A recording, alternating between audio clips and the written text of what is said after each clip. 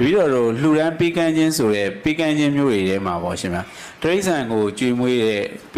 လှူဒန်းခြင်းနဲ့လူတ attva တွေကိုကြွေမွေးတဲ့ကြွေမွေးခြင်းနဲ့ယဟန်တန်ဃာတွေကိုလှူဒန်းတဲ့လှူဒန်းခြင်းမှာအကျိုးပေးတွေကွာခြားပုံတွေကဘယ်လိုရှိပါသလဲရှင်ဗျာ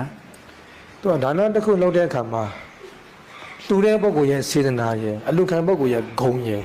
ဒီနှစ်ခုကဆိုင်တယ်အဓိက main ကတော့အလူရှင်ရဲ့စိတ်ကစေတနာကအဓိကဒါပေမဲ့ဒီစေတနာကို support လုပ်နေတာကတော့ခုနကအလူခံပုဂ္ဂိုလ်ပဲနော်အလူခံပုဂ္ဂိုလ်ကပေဆုပ်ဆုပ်ဖြစ်နေတယ်ဆိုကိုယ့်ရဲ့စေတနာသိမထက်တန်ဘူးချင်းကြည့်လိုက်လေနော်တိနောက်ကတမားတွေကအရန်ကြီးမားနေတဲ့ပုဂ္ဂိုလ်လှူလိုက်တဲ့အခါကိုယ့်စေတနာရဲ့အရန်ကိုထက်တန်နေတယ်စိတ်ကမှလှူပြီးရင်လည်းကြည်နူးနေရတယ်ပါမန်ပုဂ္ဂိုလ်လှူလဲဆိုရင်ရောအင်ပေးလိုက်တာပဲရှိတယ်ပြီးပြီအဲ့ဒီခဏမှာပဲစွန့်ရတဲ့စေတနာလေးတစ်ခုပဲဖြစ်သွားတယ်နော်အဲ့တော့ကိုယ့်ရဲ့စေတနာထက်တန်မှုမထက်တန်မှုကအလူခံပုဂ္ဂိုလ်နဲ့အများကြီးဆိုင်သွားတယ်အဲ့တော့တရိစ္ဆာန်တကောင်ကိုကျွေးမွေးလိုက်တဲ့စေတနာနဲ့လူတယောက်ကိုကျွေးမွေးတဲ့စေတနာမတူဘူး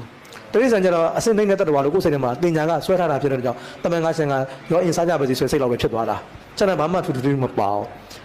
လူတွေကျွေးမွေးရတယ်ဆိုလို့ရှိရင်လူတွေငါကြောင့်ချမ်းသာသွားတယ်ဆိုတဲ့အတွေးလေးနည်းနည်းပါလာတယ်ငါကြောင့်အစားလိုက်ရတဲ့အစင်ပြေသွားတယ်ဆိုတဲ့စိတ်ကလေးတွေနည်းနည်းဖြစ်ဆွဲတွေးတာတွေပါလာတယ်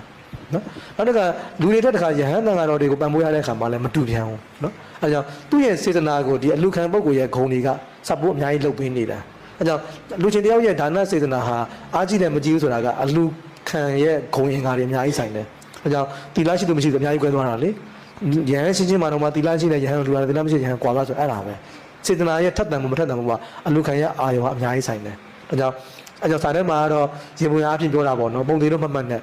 ရေပုံရအဖြစ်ပြောတယ်လေတရိစ္ဆာန်တကောင်ကိုကျွေးလို့ရှိရင်ဘွားပေါင်း100ချမ်းသာရတယ်လို့ဒါရေပုံရပြောတာပုံသေးကြီးမဟုတ်ဘူးပေါ့နော်အဲ့တော့ဒီတဲ့နေချင်တဲ့နေပြချင်လည်းများမယ်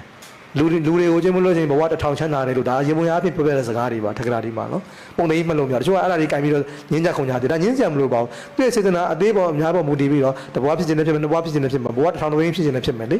ပုံသေးပြောလို့မရအောင်နော်အဲ့တော့ကိုယ့်ရဲ့ဌာနသည်ကြီးမကြီးသိချင်တယ်ဆိုရင်တော့အလူခံပုဂ္ဂိုလ်ရဲ့ဂုဏ်အင်္ဂါနဲ့ဆိုင်တယ်လို့မှတ်ပါနော်။ဒါအလူခံပုဂ္ဂိုလ်ရဲ့ဒီဂုဏ်တိတ်ခါတွေဟာသူ့ရဲ့အလူချင်းရဲ့စေတနာကိုအများကြီးပြောင်းလဲသွားစေတယ်ဆိုတော့အဲ့ဒါကိုပြောတာ။အဲ့ဒါကြောင့်စေတနာကကြီးသွားတာကိုပြောတာ။